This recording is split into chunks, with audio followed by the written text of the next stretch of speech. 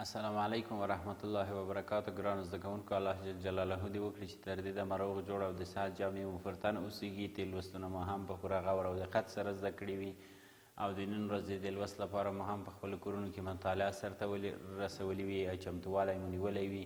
د تیر لوست کورنۍ دنده چې د اکسیجن د کیمیاوي تعاملونو معادلې وي هغه مو په خپلو کتابچو کې لیکلي او توزین کړي وي. ګرانو زده کوونکو، راځو په لنډو ټکو کې تیر لوست تاسو ته بیانوم. ګرانو زده کوونکو، په تیر لوست کې موږ تاسو د اکسیجن کیمیاوي خواص ولوستل. ولوستل چې اکسیجن د فعالو عناصرو له جملې څخه دی، په خپله غیر فلز ده، هم له فلزونو سره تعامل کوي او هم له غیر فلزونو سره. که چیرته اکسیجن له فلزونو سره تعامل وکړي فلزي اکساید، او که چیرته له غیر فلزونو سره تعامل وکړي نو غیر فلزي اکساید له ورڅخه لاسته راځي. ګرانو زده کوونکو، څرنګه چې اکسیجن له سلفر غیر فلز سره تعامل وکړي نو سلفر ډای اکساید ګاز جوړوي چې غیر فلزي اکساید دي، او همدارنګه کاربون هم د اکسیجن په واسطه د تودوخې په شتون کې سوځېږي چې کاربون ډای اکساید ګاز ورڅخه لاسته راځي چې کاربون هم غیر فلز دی او کاربون ډای اکساید هم غیر فلزي اکساید دي. په همدې ډول ګرانو زده کوونکو، موږ تاسو ولوستل چې که چیرته سودیم د خاورو له تیلو څخه راوایستل شي، د هوا له اکسیجن سره تعامل کوي چې په پایله کې سودیم اکساید جوړوي. سودیم اکساید یو فلزي اکساید دی ځکه چې سودیم فلز دی. او همدا شان ګران زده کوونکو، اوسپنه چې په آزاده او مرطوبه هوا کې پرېښودل شي نو د هوا له اکسیجن سره تعامل کوي، په پایله کې د اوسپنې اکساید یا پریک اکساید جوړیږي چې یو فلزي اکساید دی. ښه ګرانو زده کوونکو، په دې هیله یم چې د نن ورځې د لوست لپاره هم پوره توجه وکړئ. ګرانو زده کوونکو، نن ورځې لوست مو د اکسیجن لاسته راوړل دي. شروع د نن ورځې په لوست باندې کوو. بسم الله الرحمن الرحیم. د اووم ټولګي د کیمیا مضمون د 4 څپرکي موضوع مو ده د اکسیجن لاسته راوړنه. څرنګه موږ تاسو کولی شو چې اکسیجن لاسته راوړو، دا به په نن ورځ لوست کې موږ تاسو زده کړو. آفرین ګرانو زده کوونکو، اکسیجن د اوبو له تجزیې څخه مو هم په تیر لوست کې لاسته راوړی و. زموږ موخې په دې لوست کې ګرانو زده کوونکو دا دي چې تاسو د اکسیجن لاسته راوړل وپېژنئ او په همدې ډول د اکسیجن د لاسته راوړلو لارې زده کړئ چې په کومو لارو ورڅخه کولی شي. آفرین ګرانو زده کوونکو، داسې لایقه زده کوونکي دي چې د تیر لوست کې مو د اوبو له برېښنایي تجزیې څخه هایدروجن لاسته راوړی و. تاسې ډېر ښه ورته متوجه شوي یاستئ. اکسیجن هم ورسره لاسته راغلی و. د لوست پاڼه 45مه پاڼه ده او لوست مو 43 لوست ده. ګرانو زده کوونکو، د لومړي ځل لپاره اکسیجن په 1904 میلادي کال کې پریستلی چې یو انګلیسي ساینسپوه و، هغې د پارې یا د سیمابو د اکسایدو له تجزیې څخه اکسیجن لاسته راوړو او د اکسیجن نوم ورباندې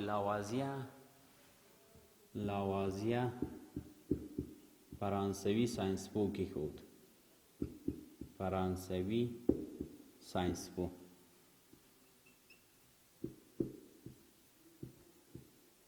اکسیجن نوم ورباندې کېښود.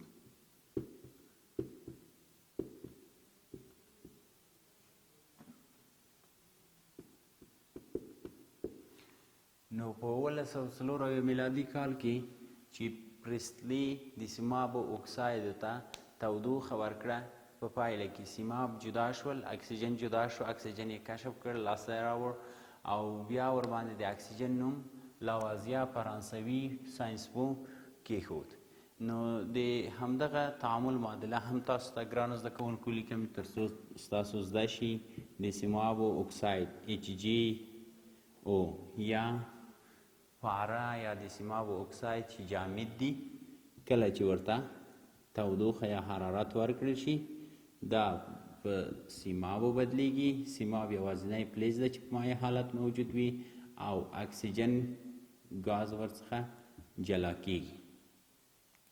ښه ګرانو زده کوونکو، تاسو د دې معادلې توزین ته ښه ځیر شئ تر څو ستاسو د دې معادلې توزین هم زده شي. پاره یا سیماب HG په تعامل کوونکو موادو کې یو اتم، په محصول موادو کې هم یو اتم دی او اکسیجن په تعامل کوونکو موادو کې یو اتوم، په محصول موادو کې 2 اتومه دی.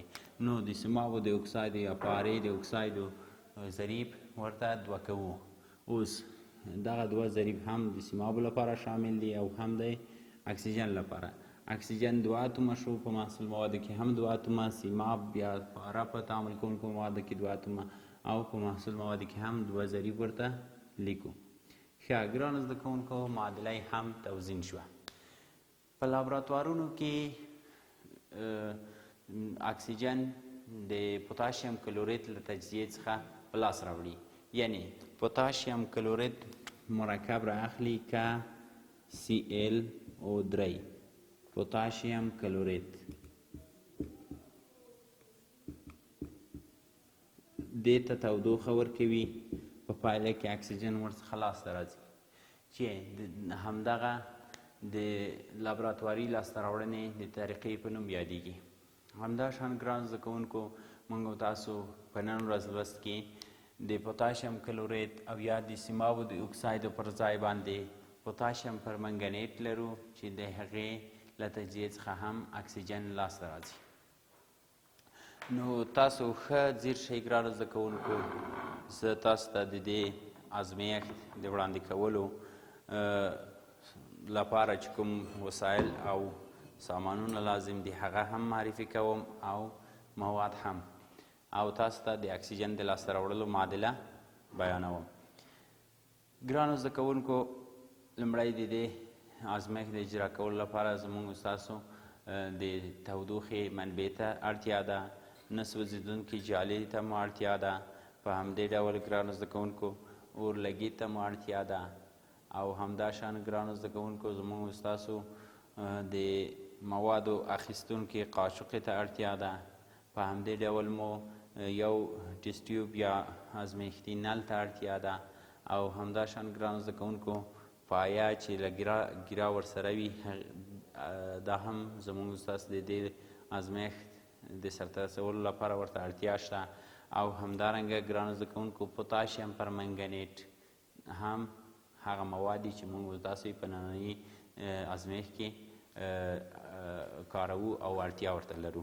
ګرانو زده کوونکو، لومړی پایه له ګیره سره وصل کوو او د ګیره په مرسته باندې ټیسټ ټیوب یا ازمېښتي نل کلکوو، او وروسته له هغې څخه ګرانو زده کوونکو د حرارت منبع ته یې نږدې کوو. بیا د موادو د اخیستونکي قاشقې په مرسته باندې د اړتیا په اندازه باندې پوتاشیم پرمنګنیټ رااخلو او په ټیسټ ټیوب کې اچوو. کله مو چې پوتاشیم پرمنګنیټ په ټیسټ ټیوب کې واچول، وروسته د هغې څخه ورته تودوخه یا حرارت ورکوو، او په پایله کې د پوتاشیم پرمنګنیټ له تجزیې څخه اکسیجن ګاز لاسته راځي، چې اکسیجن ګاز موږ او تاسو داسې پېژندلی شو چې نیم سوځېدلی ګوګر لرګی ورته نږدې کوو، هغه بیرته روښانه کیږي. او د پوتاشیم پرمنګنیټ فورمول هم پوتاشیم پرمنګنیټ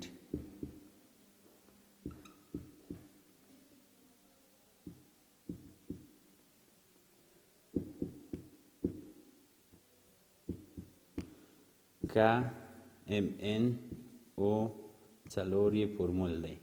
نو همدغه ماده موږ تاسو راوخسته په ازمېښتي نل کې مو واچوه، اوس ورته حرارت ورکوو تر څو تجزیه شي او اکسیجن ورڅخه لاسته راشي.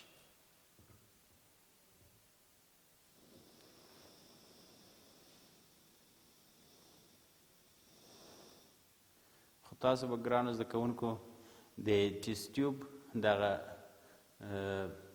لومړی برخه یا خوله د خپل ځان او نورو خواته مه برابروئ. کوشش وکړئ چې د ټیسټ ټیوب خوله بلې خواته موجوده وي او ستاسو خواته او د نورو زده کوونکو خواته نه وي. ګرانو زده کوونکو، اوس موږ تاسو انتظار کوو تر څو ټیسټ ټیوب کې مو چې پوتاشیم پرمنګنیټ اچولی دي هغه ګرم شي او د تودوخې په واسطه ګرم شي، او وروسته له هغې څخه تجزیه کیږي چې اکسیجن ګاز ورڅخه لاسته راځي.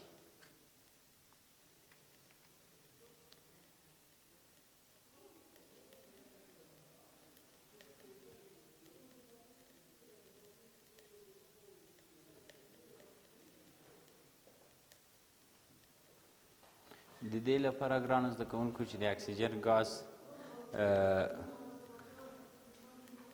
هوا ته ټول پورته نشي نو کولی شو د کاغذ په مرسته باندې د ټیسټ ټیوب خوله هم بنده وساتو.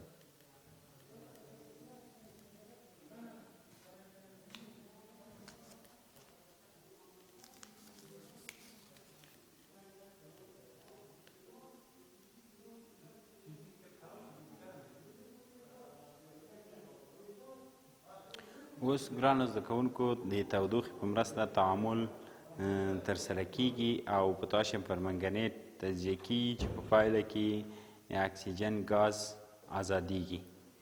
نو موږ او تاسو ګورو چې اکسیجن ګاز آزاد شوی او راټول شوی دی او که نه.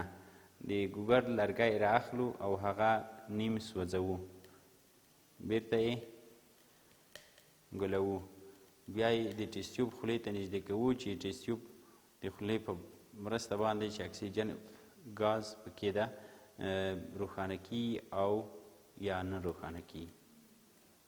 ګرانو زده کوونکو تاسو ګورئ چې نیم سوځېدلی ګوګر د ټیسټ ټیوب څخه چې اکسیجن را خارجیږي د هغې په مرسته بیرته روښانه شو. نو موږ تاسو دې پایلې ته ورسېدو چې د پوتاشیم پرمنګنیټ د تجزیې څخه اکسیجن آزاد شوی ده. او بیا هم په همدې ډول یو بل د ګوګر لرګی رااخلو او نیم یې سوځوو، د ټیسټ ټیوب خولې ته یې نږدې کوو. ګورئ ګرانو زده کوونکو چې د ټیسټ ټیوب د خولې په مرسته باندې چې اکسیجن ګاز ورڅخه ازادیږي، بیا هم د ګوګر لرګی نیم سوځېدلی لرګی اور اخلي. ښه ګرانو زده کوونکو په دې هیله یم چې ستاسو د نن ورځې تجربه هم په پوره غور او دقت سره ورته متوجه شوي یاستئ او زده کړي مو وي او په دې مختلفو طریقو باندې تاسو کولی شئ چې اکسیجن لاسته راوړئ، چې له هغې جملې څخه مو یوه هم د پوتاشیم پرمنګنیټ د تجزیې طریقه ولوسته چې عملي مو کار ورباندې وکړ او اکسیجن ګاز ورڅخه لاسته راغی. او د لومړي ځل لپاره په 1904 میلادي کال کې پریسلي د سیمابو د اکسایدو له تجزیې څخه چې سیماب اکساید ته حرارت ورکړ، سیماب او اکسیجن ګاز لاسته راوړ.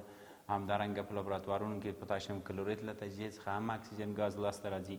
او نن ورځ موږ تاسو په تجربه کې د پوتاشیم پرمنګنیټ ته د تودوخې ورکولو په مرسته باندې د اکسیجن ګاز لاسته راوړ. ښه ګرانو زده کوونکو ستاسو د نن ورځې کورنۍ دنده همدغه د سیمابو د اکسایدو څخه د اکسیجن د لاسته راوړلو معادله، همدارنګه د پوتاشیم کلوریت او پوتاشیم پرمنګنیټ د فورمولونو زده کول او لیکل دي. تر بیا چې موږ به تاسو د اکسیجن د لاسته راوړلو د دوهمې یا درېیمې طریقې لپاره ستاسو په حضور کې حاضرېږو چې راتلونکی لوست مو هم د اکسیجن د لاسته راوړلو بله لاره ده د هایدروجن پاراکساید له تجزیې څخه. تاسو پر لوی او بخښونکي رب سپارم. الله مو مل شه.